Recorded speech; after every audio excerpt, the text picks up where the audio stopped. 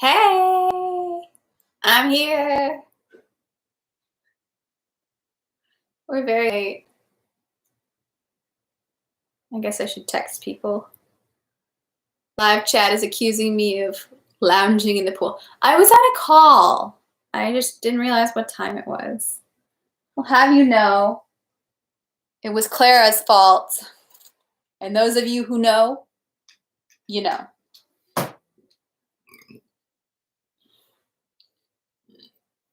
Ooh, my nose looks a little red today. Hi, y'all. Thank you to those lovely people who are still here, even though we're very late. But it's War and Peace time. It's quarantine story time, reading from a classic piece of literature while we spend our days trying to not get each other sick and give our health workers a chance to properly take care of those who are. Yay!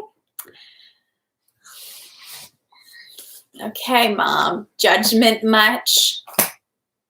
So today we're going to be reading. We're still in Volume 1, Part 3, and we are in section, we'll do 11, 12, and 13 today, Feeling Ambitious. Because even though it doesn't feel, like in some ways it doesn't feel like we're making headway, it also kind of does feel like, oh guys, we're getting really close to the end of Volume 1, which is exciting. Like, I think by the end of next week, we'll definitely be through the end of Volume 1. Let's see. Yeah. So, in case anyone wonders, we're this far through, which is approximately a fifth of the way. So, if you wondered. Let's see. What was the last thing that happened? A battle with the Russian emperor there. And all of the Russian men have a bromance with the Russian emperor. And Rostov, young Nikolai Rostov especially, is like, I would die for him. I would die just so he could know that I died for him. It's some intense bromancing. So, and they had a little battle, and they captured a little town, and they were feeling very like, they captured one French squadron, so they're feeling like they're on top of the world, even though that is just a small victory. They're making it a very big victory. So that's where we are. If you question any of the accuracy of that very short, very glib summary, you can always check out the playlist, which is still up on my channel, and none of the videos have been flagged again, so we're still in good standing, and all the videos should be there. So, thank you all very much. All right. Without further ado, section 11. The next day, the sovereign stayed at Wischau. The court physician, Villers, was summoned to him several times. In headquarters and among the nearby troops, the news spread that the sovereign was unwell. He had eaten something and slept poorly that night, as people close to him said. The cause of it was the strong impression made on the sovereign's sensitive soul by the sight of the wounded and dead. On the dawn of the 17th, a French officer was sent to Wischau from our outposts, who had come under a flag of truce, asking for a meeting with the Russian emperor. This officer was Savary. The sovereign had only just fallen asleep, and therefore Savary had to wait. At noon, he was admitted to the sovereign, and an hour later he rode with Prince Dolgorukov to the outposts of the French army. As rumor had it, the purpose of sending Savary was to propose peace and to propose a meeting between the Emperor Alexander and Napoleon. A personal meeting, to the joy and pride of the whole army, was refused, and instead of the sovereign, Prince Dolgorukov, the victor at Wischau, was sent with Savary to negotiate with Napoleon on the chance that these negotiations, contrary to expectation, had as their purpose a real desire for peace. In the evening, Dolgorukov came back, went straight to the sovereign, and spent a long time alone with him. On the 18th and 19th of November, the troops made 2 more marches forward, and the enemy's outposts retreated after brief exchanges of fire. In the highest spheres of the army, an intense bustling agitation movement began from noon of the 19th, continuing until the morning of the next day, the 20th of November, when the memorable Battle of Austerlitz took place. Until noon on the 19th, the movement, animated conversation, running, and sending of adjutants were limited to the emperor's headquarters. After noon of the same day, the movement spread to the headquarters of Kutuzov and the staffs of the leaders of columns. By evening, this movement had spread through adjutants to all ends and parts of the army, and during the night of the 19th to the 20th, rising up from its night camp, humming with talk, the 80,000-man mass of the Allied army undulated and set off in a huge 6-mile sheet. The concentrated movement, which began that morning in the emperor's headquarters and gave a push to all subsequent movement, was like the first movement of a central wheel in a big clock tower. Slowly, one wheel started, then turned, a third, and the wheels, pulleys, and gears were set to turning more and more quickly. Chimes began to ring. Figures popped out, and the clock hands started their measured advance, showing the result of that movement. As in the mechanism of a clock, so also in the mechanism of military action, the movement once again is just as irrepressible until the final results. Just as indifferently motionless are the parts of the mechanism not yet involved in the action, even a moment before movement is transmitted to them. Wheels whiz on their axles, cogs catch fast-spinning pulleys whir, yet the neighboring wheel is as calm and as immobile as though it were ready to stand for 100 years in that immobility. But a moment comes, the lever catches, and obedient to its movements, the wheel creaks, turns, and merges into one movement with the whole, the result and purpose of which are incomprehensible to it. As in a clock, the result of the complex movement of numberless wheels and pulleys is merely the slow and measured movement of the hands pointing to the time, so also the result of all the complex human movements of these 160,000 Russian and French, all the passions, desires, regrets, humiliations, sufferings, bursts of pride, fear, rapture, were merely the loss of the Battle of Austerlitz, the so-called Battle of the Three Emperors, that is a slow movement of the world historical hand on the clock face of human history.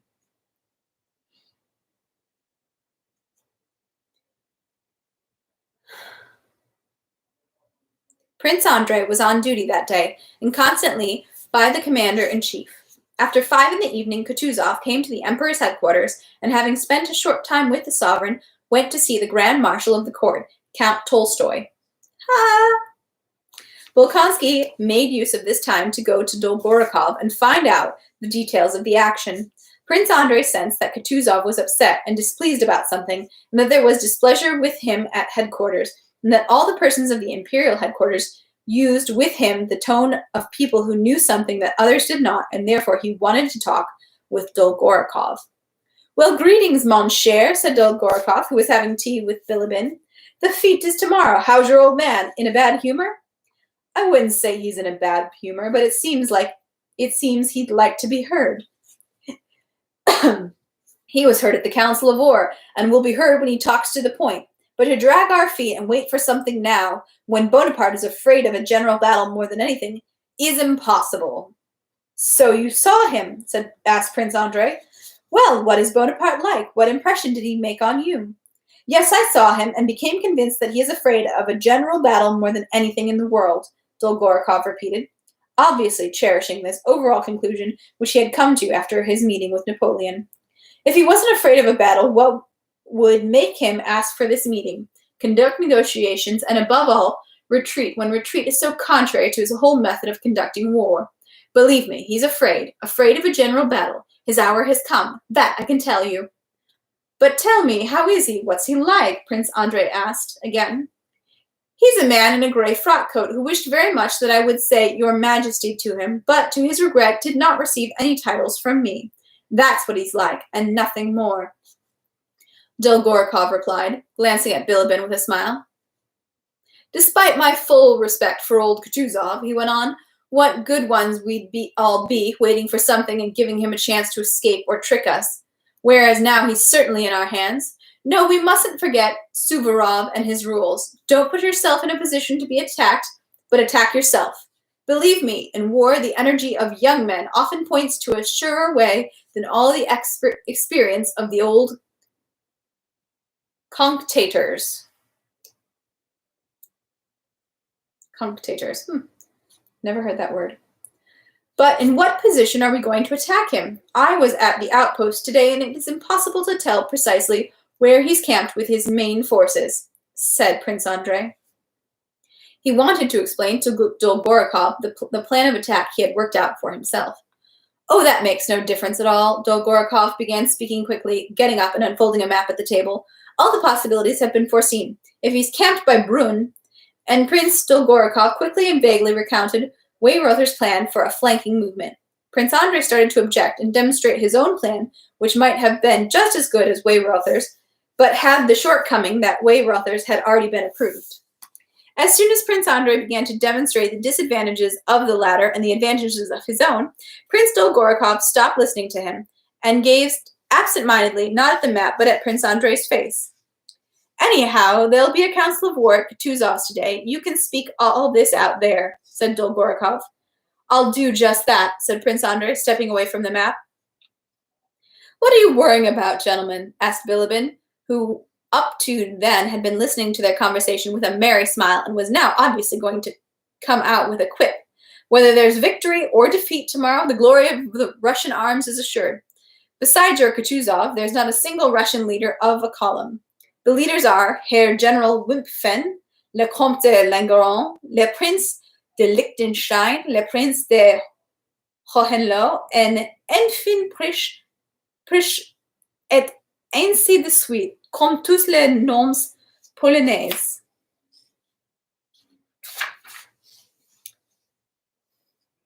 Taisez-vous, mauvaise langue, said Dolgorukov. It's not true. There are now 2 Russians, Miloradovich and Doktorov. There would have been a third, Count Arakcheev, but he has weak nerves. However, I think Mikhail Ilarinovich has come out, said Prince Andrei. I wish you luck and success, gentlemen, he added, and left after shaking hands with Dolgorukov and Bilibin. On the way home, Prince Andrei could not help asking Kutuzov, who was silently sitting next to him, what he thought about the next day's battle. Kutuzov looked sternly at his adjutant, paused, and said, I think the battle will be lost. I said so to Count Tolstoy and asked him to convey it to the sovereign. And what do you think he replied? Eh, mon cher général, je me mêle de riz et de côtelettes. Mêlez-vous des affaires de la guerre. Yes, that was the answer I got.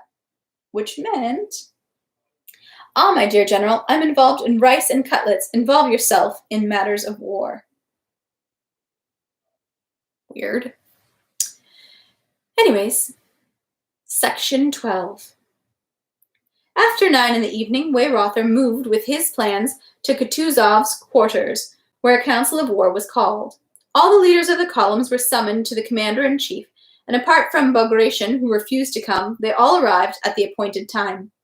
Weyrother, who was fully in charge of the forthcoming battle, presented, in his liveliness and briskness, a sharp contrast with the displeased and drowsy Kutuzov, who reluctantly played the role of chairman and leader of the council of war. Weyrother obviously felt himself at the head of the movement, which had now become irrepressible. He was like a horse harnessed to a wagon and running downhill. Whether he was pulling or being pushed, he did not know, but he was racing with all possible speed, having no time left to discuss what this movement would lead to. That evening, Weyrother had gone twice to inspect the enemy lines in person, and twice to the emperors, Russian and Austrian, to report and explain, and then to his office, where he had dictated the German disposition. Exhausted, he now arrived at Kutuzov's. He was clearly so preoccupied that he even forgot to be respectful with the commander-in-chief. He interrupted him, spoke quickly, unclearly, not looking into his interlocutor's eyes, not answering the questions put to him, was covered with mud, and looked pitiful, exhausted, disconcerted, and at the same time presumptuous and proud. Kutuzov occupied a modest nobleman's castle near Austerlitz.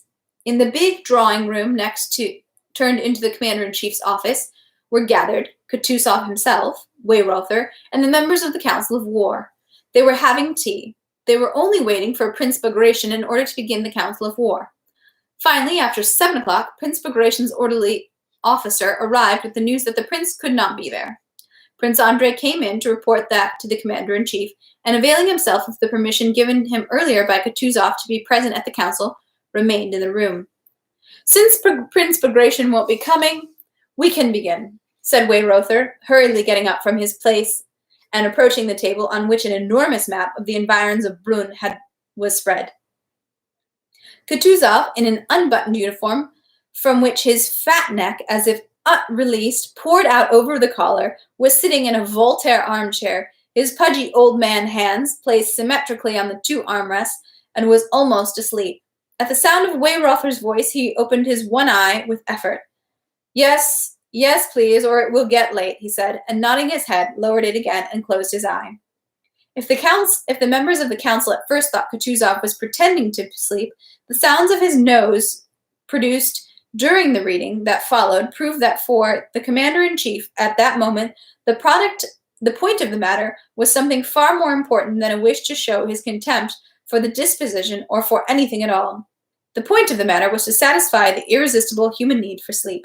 He was indeed asleep. Weyrother, with the gesture of a man who is too busy to waste even a moment of his time, glanced at Kutuzov, and assuring himself that he was asleep, took up the paper and began to read the dispositions for the future battle in a loud, monotonous voice, under the title which he also read. "Disposition for the attack on the enemy's position behind Kubelnitz and Sokolnitz on 20th November 1805. The disposition was very complex and difficult. The original began. As the enemy's left wing lies on the wood-covered hills, and the right extends along Kubelnitz and Sokolnitz behind the ponds that are there, while we, on the contrary, far outflank his left wing with our right, it is advantageous for us to attack that wing of the enemy, especially if we have taken the villages of Sokolnitz and Kubelnitz, which will enable us to both fall upon the enemy's flank and to pursue him across the plain between Schopelnitz and the Thurasa forest, avoiding the defiles of Schopelnitz and Belowitz, which are covered by the enemy's front. To this end, it is necessary. The first column marches, the second column marches, the third column marches, and so on," read Weyrother. The generals seemed to listen reluctantly to the difficult disposition. The tall, fair-haired General Buxhowden stood leaning his back against the wall and resting his eyes on the burning candle, seemed not to be listening and even not to want to be thought that he was listening. Directly opposite Weyrother, fixing his shining, wide-open eyes on him in a martial pose, hands on his knees, elbows turned out, sat ruddy Miloradovich with a raised-up mustache and shoulders. He was obstinately silent, staring into Weyrother's face, and took his eyes off him only when the Austrian chief of staff fell silent. Then Miloradovich looked around significantly at the other generals, but by the significance of this significant gaze, it was impossible to tell whether he agreed or disagreed, was satisfied or dissatisfied with the disposition. Closest of all to Weyrother, Count Langeron sat, and with a subtle smile on his southern French face, which did not abandon him throughout the reading, gazed at his slender fingers, quickly twirling by the corners a golden snuff-box with a portrait. In the middle of one of the longest periods, he stopped the spinning movement of the snuff-box, raised his head, and with an unpleasant politeness at the very corners of his thin lips, interrupted Weyrother and wanted to say something, but the Austrian general, without breaking off his reading, frowned angrily, waved his elbows as if to say, later, you can tell me your thoughts, but kindly look at the map and listen.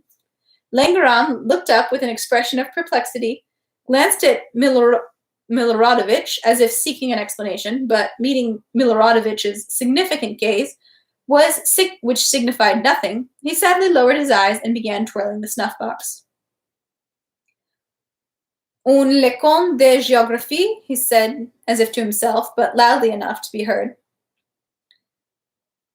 Przybysewicki, with deferential but dignified politeness, put his hand to his ear towards Weyrother, having the air of a man whose attention is absorbed. The short Doktorov sat directly opposite Weyrother with a diligent and modest look, and bending over the spread-out map, conscientiously studied the disposition and the unfamiliar terrain. He asked Weyrother several times to repeat words he had not heard properly, and the difficult names of the villages. Weyrother did as he asked, and Doktorov wrote them down. When the reading, which lasted more than an hour, was over, Langeron again stopped the snuff-box, and without looking at Weyrother or anyone in particular, began speaking about the difficulty of following such a disposition in which the position of the enemy is assumed to be known, when that position may not be known to us, since the enemy is on the move. Langeron's objections were well-founded, but it was obvious that the purpose of those objections consisted primarily in bringing it home to General Weyrother, who had read his disposition with such self-assurance, as if to schoolboys, that he had to do not with mere fools, but with people who would give him lessons in military matters. When the monotonous voice of Weyrother's voice fell silent, Kutuzov opened his eyes like a miller who wakes up at the interruption of a soporific sound of the mill wheels. Listening to what Langeron was saying, and, as if to say, "Ah, you're still going on about these stupidities," quickly closed his eyes and lowered his head still more.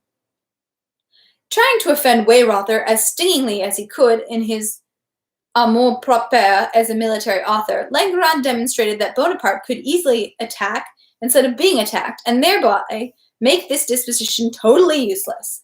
Weyrother responded to all his objections with a firm, contemptuous smile, obviously prepared beforehand for every objection, regardless of what might be said to him. "If he could attack us, he would have done so today," he said. "You think that, then, that he is powerless?" asked Langeron. "He has 40,000 men, if that," Weyrother replied, with the smile of a doctor being told by a wise woman how to treat a patient.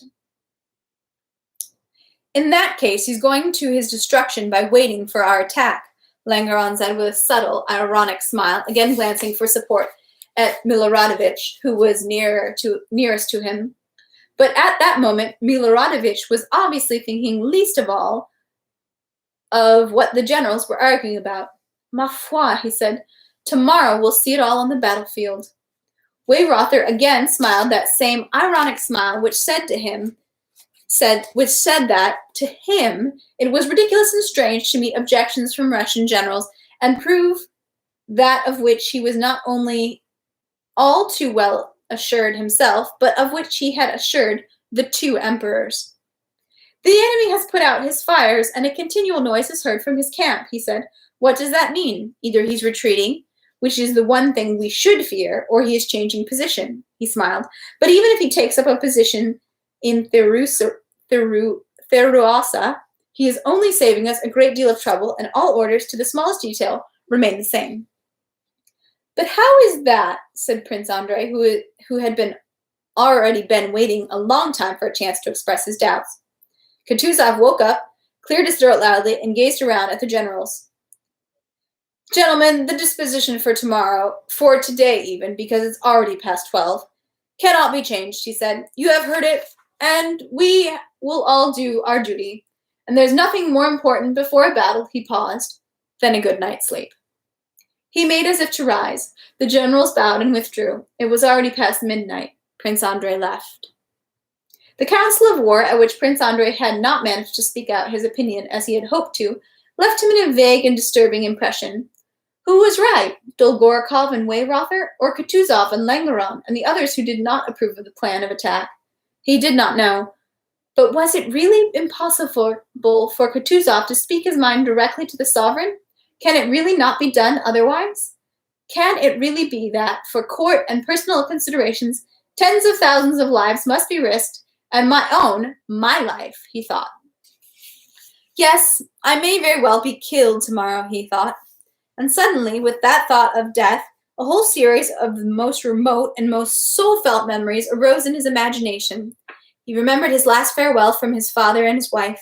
He remembered the first time of his love for her, remembered her pregnancy and felt sorry for her and for himself, and in an emotionally softened and troubled state, he left the cottage in which he was billeted with Nowitzki and began pacing in front of the house. The night was misty, and through the mist moonlight shone mysteriously. Yes, tomorrow, tomorrow, he thought. Tomorrow maybe everything will be over for me. All these memories will be no more. All these memories will simply have no more sense for me. Tomorrow maybe. Even certainly I have a presentiment of it. For the first time, I'll finally have to show all I can do. And he imagined the battle, its loss, the concentration of the fighting at one point, and the bewilderment of all the superiors. And here that happy moment, that Toulon he had so long awaited, finally presents itself to him. He voices his opinion firmly and clearly to Kutuzov and Weyrother and to the emperors. All are struck by the correctness of his thinking, but no one undertakes to carry it out. And here he takes a regiment, a division, negotiates the condition that no one interfere with his instructions, and leads his division to the decisive point, and alone wins the victory. Death and suffering, says another voice. But Prince Andrei does not respond to that voice, and goes on with his successes. The disposition for the next battle he does alone. He bears the title of an officer on duty in Kutuzov's army, and he does everything alone. He alone wins the next battle. Kutuzov is replaced. He is appointed. Well, and then, the other voice says again, and then if you're not wounded, killed, or deceived 10 times over, well, then what?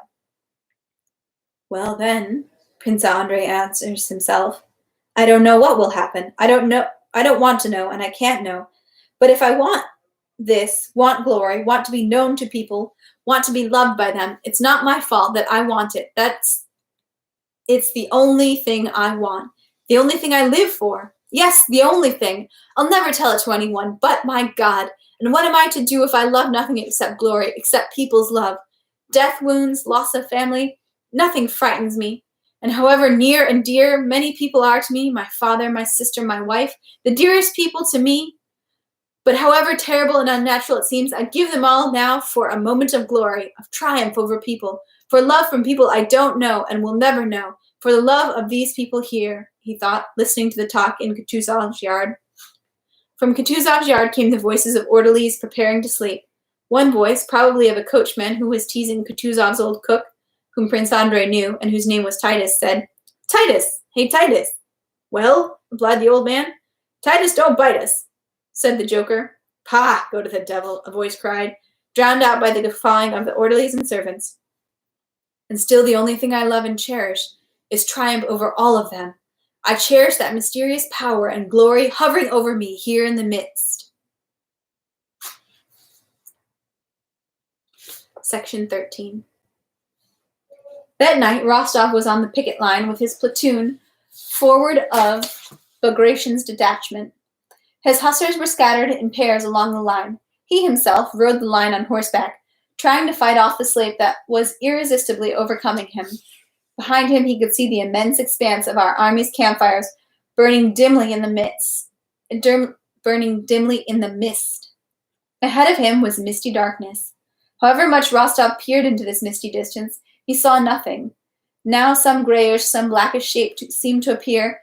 Now it was as if lights flickered where the enemy ought to be. Now it seemed only some glimmer in his own eyes.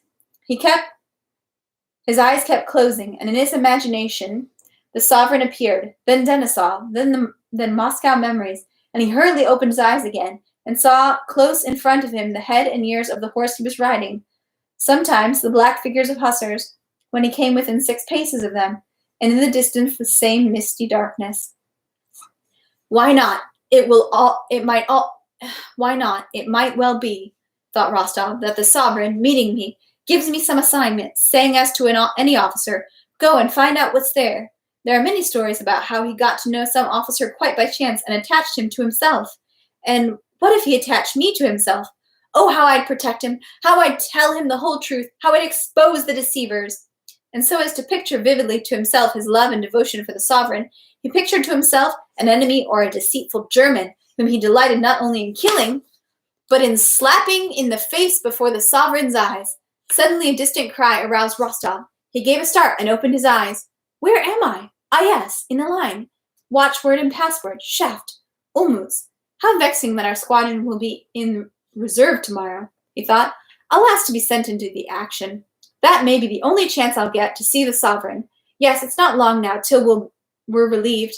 I'll make another round, and as soon as I get back, I'll go to the general and ask him." He righted himself in the saddle and touched up the horse in order to make one more round of his hussars. He thought it was getting lighter.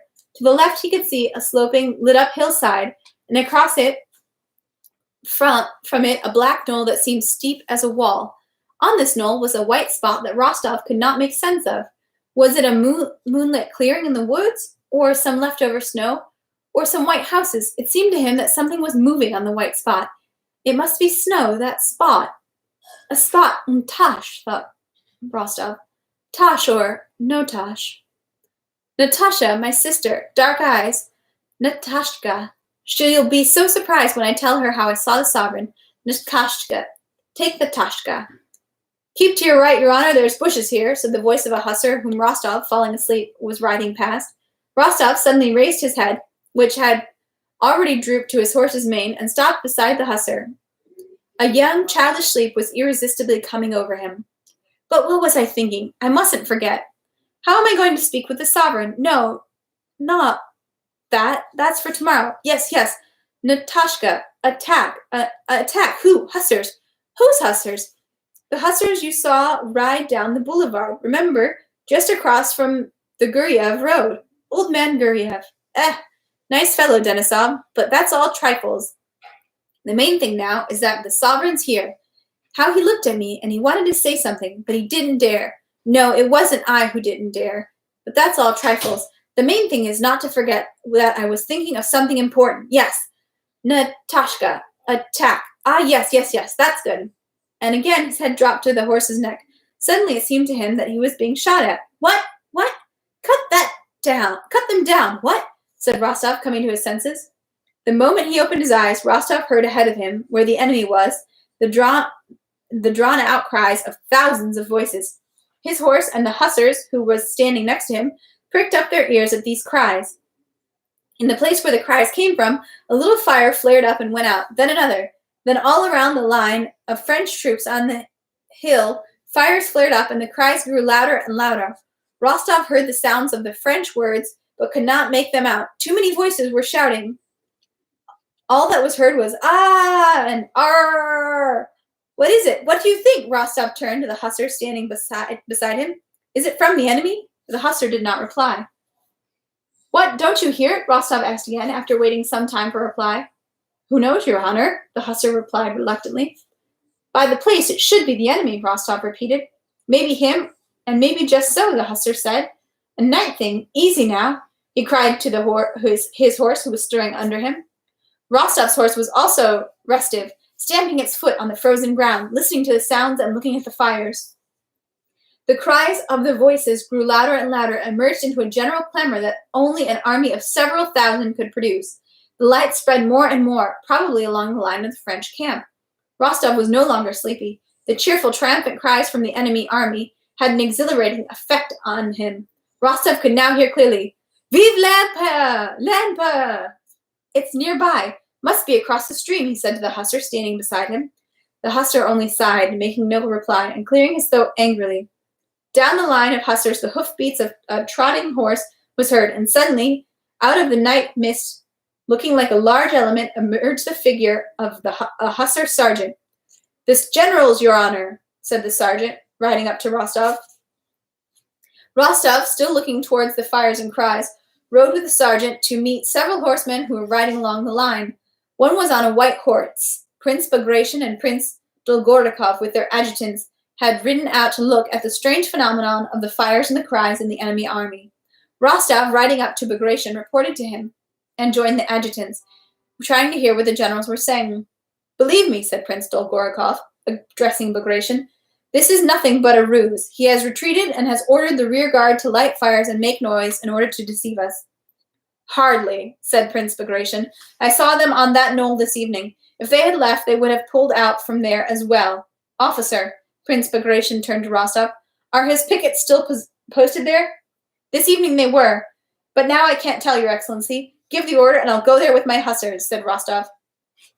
Bagration stopped and, without replying, tried to make out Rostov's face in the mist. "Go then," he said after a brief silence. "Yes, sir." Rostov spurred his horse, called Sergeant Fedchenko and 2 more hussars, and told them to follow him, and rode at a trot down the hill in the direction of the continuing cries. Rostov felt both frightened and elated to be riding alone with 3 hussars into that mysterious and dangerous misty distance, where no one had been before him.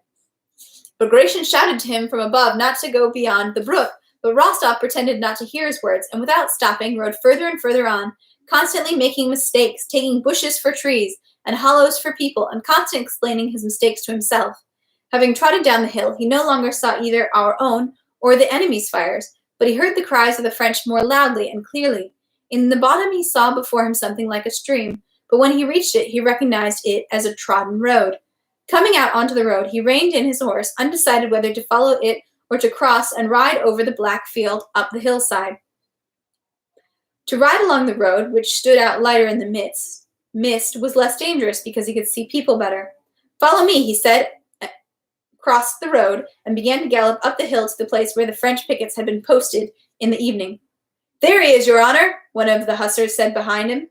And before Rostov had time to make out something that loomed up black in the mist, a flash gleamed, a shot cracked, and a bullet, as if complaining with something, whined high up in the mist and flew out of earshot. A second musket fired, but there was a flash in the pan. Rostov turned his horse and galloped back. 4 more shots rang out at various intervals, and bullets went singing in various tones somewhere in the mist. Rostov reined in his horse, who was elated like himself by the shooting, and rode on slowly. More now, a cheerful voice was saying in his soul, but there was no more shooting. Only as he approached Bagration, Rostov sent his horse into a gallop again, and with his hand on his visor rode up to him. Dolgorukov was still insisting on his opinion that the French had retreated and lit fires only to deceive us. "What does that prove?" he was saying as Rostov rode up to them. "They could retreat and leave pickets? Clearly they have not all left, Prince," said Bagration. "Till tomorrow morning. Tomorrow we'll find out everything." "There are pickets on the hill, Your Excellency, in the same place as this evening," Rostov reported, bending forward, holding his hand to his visor, and unable to repress a cheerful smile, called up in him by his ride, and above all by the whine of the bullets. Very good, said Bagration. "Thank you, Lieutenant." "Your Excellency," said Rostov, "allow me to make a request." "What is it?" "Tomorrow our squadron is assigned to the reserves. Allow me to request that you attach me to the first squadron." "What is your name?" "Count Rostov." "Ah, very well. Stay with me as an orderly officer." "Are you Ilya Andreevitch's son?" asked Dolgorukov, but Rostov did not reply. "So I'll be counting on you, Your Excellency." "I will give the order." Tomorrow, thought Rostov, I may very well be sent on some sort of mission to the sovereign. Thank God. The cries and the fires in the enemy camp came from the fact that, while Napoleon's orders were being read to the troops, the Emperor himself rode along his bivouacs. The soldiers, seeing the Emperor, set fires to bundles of straw and ran after him, shouting, "Vive l'Empereur!" Napoleon's orders were the following. "Soldiers, the Russian army is marching against us in order to avenge the Austrian army of Ulm. These are the same battalions that you crushed at Hulebrunn and that since have been pursuing constantly as far as this place. The position we occupy are strong, and while they move to surround me on the right, they will expose their flank to me. Soldiers, I myself will direct your battalions. I will stay out of fire if you, with your usual courage, bring disorder and confusion to the enemy's ranks. But if victory should be doubtful even for a moment, you will see your emperor subjecting himself to the first blows of the enemy, because there can be no hesitation against victory, especially on this day, when what is at stake is the honor of the French infantry, which is so necessary to the honor of our nation. Do not break ranks on the pretext of removing the wounded. Let each of you be fully pervaded by the thought that we must defeat these mercenaries of England, inspired by such hatred of our nation. This victory will end our campaign, and we will be able to return to our winter quarters, where new French troops, now being raised in France, will find us, and then the peace which I will conclude will be worthy of my people, you and myself. Napoleon.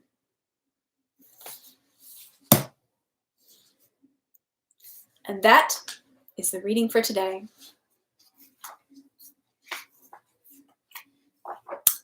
I think Napoleon was known for being a rather brilliant military tactician.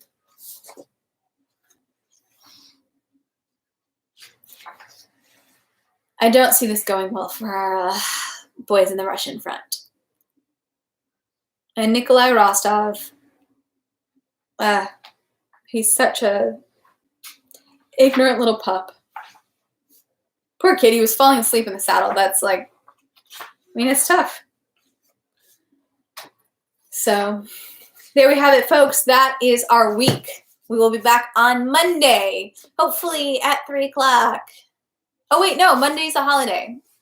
Monday is Memorial Day, I believe. So Monday we will have off. I will try to post something on my channel to indicate that on Monday, but we will take Monday off for the holiday.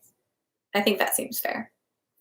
So long weekend for everyone, and I hope you guys enjoy it, and thank you for tuning in today. Let me know if you have any questions. Feel free to drop them in the comment. Like I said, I always have the live chat up, but you can comment on any of the videos afterwards, and I will get back to them. And thank you for being a part of this as I read it live to all of you, so we share this experience together. It's great. Stay safe. Bye.